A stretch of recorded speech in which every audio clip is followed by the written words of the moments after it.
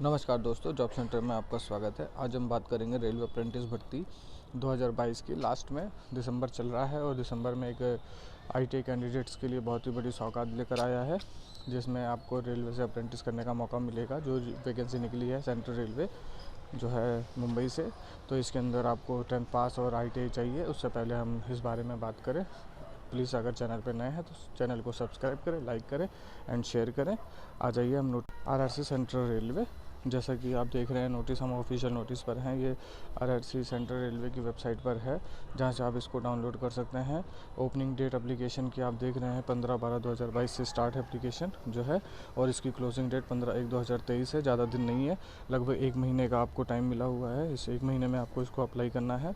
जैसा कि आप जानते हैं कि रेलवे से अप्रेंटिस करना कितना फ़ायदेमंद होता है कि आपको ये 20% रिजर्वेशन देता है। उस 20% से आप ये समझ सकते हैं कि आपकी नौकरी, अगर आप थोड़ी वीक स्टूडेंट हैं तो आपको इसमें बहुत ही ज़्यादा रिलैक्सेशन महसूस होगा और आपको बहुत ही कम नंबरों में रेलवे में नौकरी करने का मौका मिलेगा। तो आइए हम बात करते हैं कि इसकी क्वालिफ़िकेशन, एज एंड एलिजिबिलिटी क्या क्या है। तो जैसे कि सबसे पहले हम आपको बताते हैं कि इसकी ओपनिंग डेट 15/12/2022 है। जैसा कि आप देख रहे हैं 15/12/2022 से स्टार्ट है और 15 जनवरी 2023 को इसकी क्लोजिंग डेट है। टोटल वैकेंसी जो है 2422 वैकेंसी है, जो मुंबई और सेंट्रल रेलवे के रीजन में अलग अलग जो है क्लस्टर हैं, क्लस्टरों में रखी गई है। तो जो है आप इसके अंदर 2422 पोस्ट के लिए आवेदन कर सकते हैं, जिसके अंदर minimum qualification 10th plus ITI है।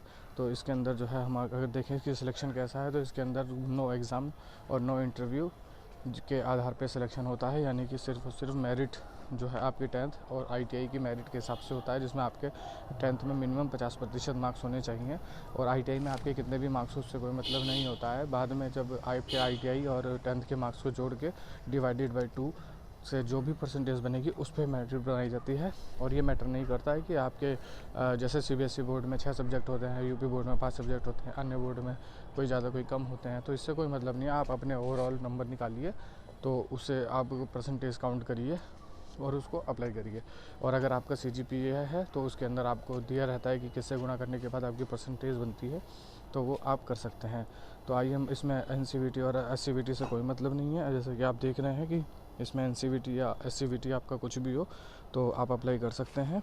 और आगे हम बढ़ते हैं, इसमें एज क्राइटेरिया देखते हैं कि आपको कितनी एज तक के लिए अप्लाई कर सकते हैं। जैसे मुंबई आप देख रहे हैं कि जो है मुंबई के अंदर ये इतनी यूनिट हैं जिसमें आप अप्लाई कर सकते हैं, जैसे कि carriage and wagon workshop, Wadi Bunder Mumbai, Kalyan diesel shed, Kurla diesel shed, senior DEETRS Kalyan, senior DEETRS Kurla और Parel workshop, Matunga workshop, SNT workshop Byculla.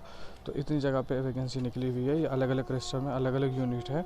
ये देख सकते हैं आपकी क्लस्टर भूसावल में आपकी अलग अलग यूनिट है, पुणे में अलग है, नागपुर में अलग है, सोलापुर में अलग है।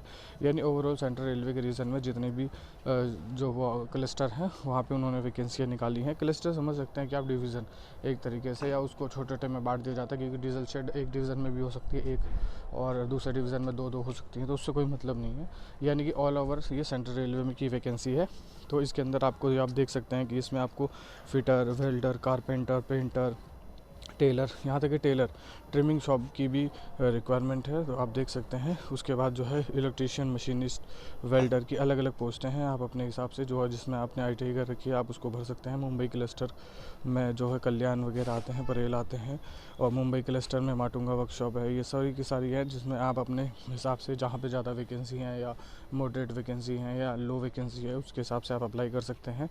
सबसे बड़ी ध्यान देने वाली बात है कि कोई सी भी ट्रेड हो, आपकी एससीवीटी हो या एनसीवीटी हो, आपकी ये जो ट्रेड है वो 1 ही साल की अप्रेंटिस की ट्रेनिंग करनी पड़ेगी। पहले एससीवीटी ट्रेडों के लिए 2 साल की ट्रेनिंग करना अनिवार्य होता था, क्योंकि वो स्टेट गवर्नमेंट से होती थी। तो अब ये अनिवार्यता ख़त्म कर दी है। तो आप देख सकते हैं कि 1 साल की अप्रेंटिस में अगर आपको 20% रिजर्वेशन मिलता है तो वो आपके लिए बहुत ही अच्छा है। आप अप्रेंटिस का महत्व इसी बात से याद लगा सकते हैं कि 2018 की वैकेंसी में लगभग 12,000 वैकेंसी में, 12,000 प्लस वैकेंसी में मात्र 1200 बच्चे सेलेक्ट हुए थे, यानी सिर्फ 10%। बाकी वैकेंसी अदर को दे दी गई थी। इसी तरीके से इस बार की वैकेंसी में लगभग 20,000 प्लस वैकेंसी है।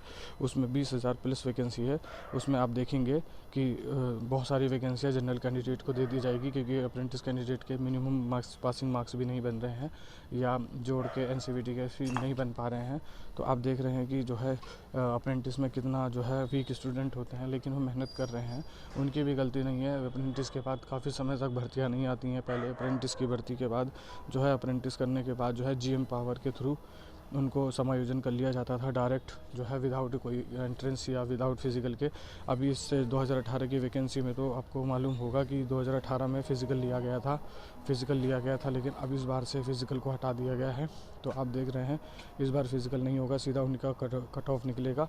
कट ऑफ के बाद उनको डीवी के लिए बुला लिया जाएगा। तो आप समझ रहे हैं कि इस बार बहुत ही आसान है सिलेक्शन। तो 20% का महत्व अच्छे से समझ सकते हैं। और ITI के बाद आपको अप्रेंटिस तो करना ही करना है, चाहे आप किसी भी कंपनी में जाएँ या किसी भी और सेक्टर में जाएँ, आपको अप्रेंटिस करना ही पड़ेगा। तो रेलवे से बढ़िया और क्या हो सकता है, जहाँ पे आपको 20% रिजर्वेशन भी मिलता है और उसके बाद आपको वो रेलवे 20% में आपको नौकरी पे भी रखता है। और कहीं पे भी ऐसी सुविधा नहीं है, और इतनी बड़ी मात्रा में कहीं पे भी वैकेंसी नहीं निकल सकती है। तो आप समझ सकते हैं कि रेलवे से अप्रेंटिस करना आपके लिए बिल्कुल ही फ़ायदे का सौदा होगा। तो हम आइए इसमें बात कर लेते हैं कि इसकी एजुकेशन क्या क्या है, एलिजिबिलिटी क्या क्या है। जैसे कि आप जानते हैं कि इसके अंदर अपर एज, यानी इसके अंदर मैक्सिमम जो है आप 15 साल से लेकर मिनिमम मैक्सिमम 24 साल तक ले सकते हैं। और इसमें जो है OBC के लिए 3 साल और SC ST के लिए 3 साल, और ये 5 साल के लिए होता है। PWD के लिए इसके अंदर 10 साल का रिलैक्सेशन है। तो आप देख सकते हैं कि इसमें जो है रिलैक्सेशन बहुत ही बढ़िया है, यानी कि जैसे और सामान्य भर्तियों में आता है 3 साल 5 साल 10 साल का, वो रिजर्वेशन दिया गया है। तो आप देख सकते हैं कि रिजर्वेशन के लिए आसान, लेकिन इसमें सबसे बड़ी बात है कि आपको सेंट्रल गवर्नमेंट का सर्टिफिकेट चाहिए। ये देखिए आप क्लियर लिखेंगे कि सेंट्रल गवर्नमेंट फॉर्मेट, और इसके अंदर फॉर्मेट दिया हुआ है, आप उसको प्रिंट आउट निकलवा के आप अपने राज्य से बनवा सकते हैं सेंटर का सर्टिफिकेट। तो आपको ये देखने को मिलेगा कि आप ध्यान रहे डॉक्यूमेंट पूरे होने चाहिए, क्योंकि सेंट्रल गवर्नमेंट का सर्टिफिकेट में थोड़ा टाइम लगता है, स्टेट गवर्नमेंट का हाथ के हाथ बन जाता है। तो आप देख लें। अब मिनिमम क्वालिफिकेशन की बात करें तो इसके अंदर 10th पास, इसके अंदर 10th पास होता है। लेकिन किसी में जैसे लैब टेक्नीशियन में आता है कभी कभी, तो उसके अंदर, या एक्सरे टेक्नीशियन में आता है, तो उसके अंदर 10+2 PCM मांग लेते हैं। तो इसमें ऐसा कुछ नहीं है, इसमें आपको नॉर्मली 10th पास होना, 10th होना चाहिए प्लस ITI। और अप्रेंटिस उसी ट्रेड में होगी जिस ट्रेड में आपने ITI करी होगी। ITI जिस ट्रेड में होगी उसी ट्रेड में आप अप्रेंटिस कर सकते हैं। तो आप देख रहे हैं इसकी फ़ीस जो है मात्र 100 रुपये है।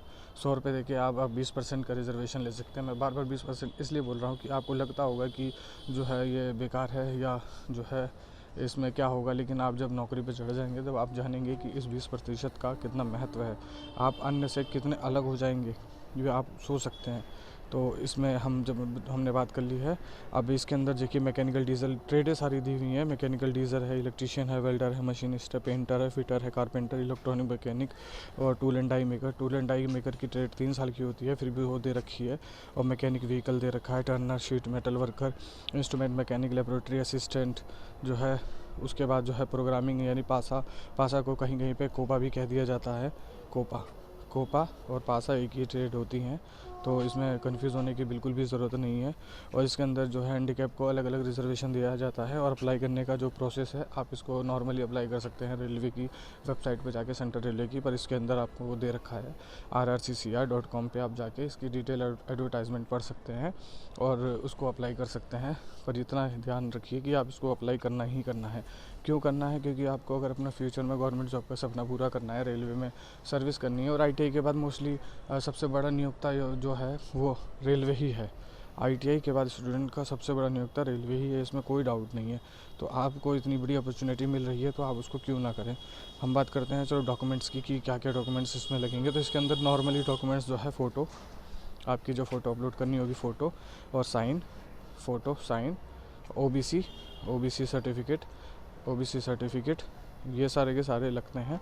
डॉक्यूमेंट अपलोड करने के लिए आपको 10th का सर्टिफिकेट चाहिए, 10th, OBC, अगर हैंडीकैप है तो PWD का सर्टिफिकेट, ITI का सर्टिफिकेट एंड मार्कशीट दोनों चाहिए।